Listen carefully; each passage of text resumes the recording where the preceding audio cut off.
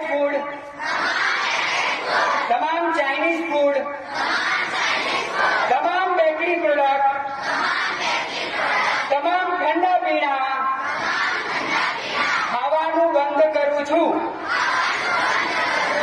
અને મોબાઈલનો જ્યારે જરૂર ના હોય ત્યારે ઇન્ટરનેટ ડેટા બંધ રાખીશ અને મોબાઈલની ફાલતુ ગેમ રમવા માટે ક્યારે પણ મોબાઈલનો ઉપયોગ નહીં કરું.